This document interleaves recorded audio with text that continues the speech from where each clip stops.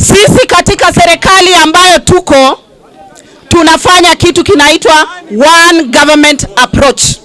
Haihitaji Kindiki kuwa hapa kumtransfer OCS ambayo yuko hapa. Mimi ni waziri katika serikali ya William Samoei Ruto. Nikisimama hapa ninawakilisha rais wa nchi ya Kenya. Kwa hivyo ya maneno ya OCS, niko hapa na ninatoa amri.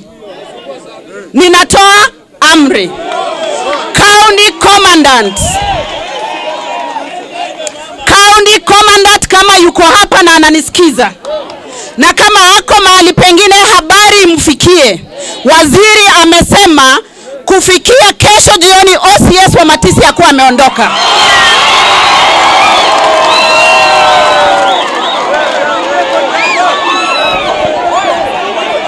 Mimi wacha niwaambie watu wa Matisi, mnakubaliana OCS aende?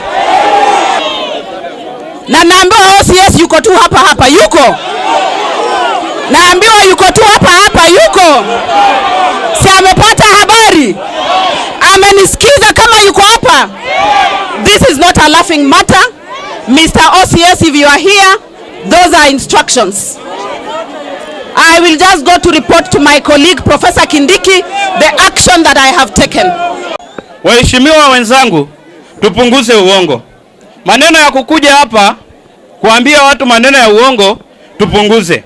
Kama mtu alisimama na wewe, msaidie. Kama unaona mahali pene kuna shida, saidia wale watu. Hii maneno ya uongo haitatusaidia mahali pengine popote. Na jana tukitoka hospitalini mpaka kwa boma hakuna vita yote ilikuweko hata dakika moja, na hakuna mtu yote ata claim aseme kuna kitu aliporwa. Na nashukuru sana kwa nyinyi bodybuilders kwa kunisikia, na pia tuliahidiana hatutabeba silaha yoyote, sababu kama tungesema tununue fimbo sisi wote tungeinunua, lakini hakuna kitu ingetusaidia, haingeamsha Terminator. Kwa sababu tukiendelea kuandamana na vijana wetu wanawawa, that is not the best way to go. Sawa sawa? Kama kuna issue tulichagua viongozi. Si hapa mlichagua Caleb? Si Kimini ni walichagua Bisau? Wao ndio wako na mandate ya kutetea mambo ya mwananchi kule katika national government. Hii ingine ya kuita vijana ati twende tuandamane ni kutaka vijana wetu wauawe. Na mimi naomba vijana, hii maisha ni yetu. Wakati mtu atakuita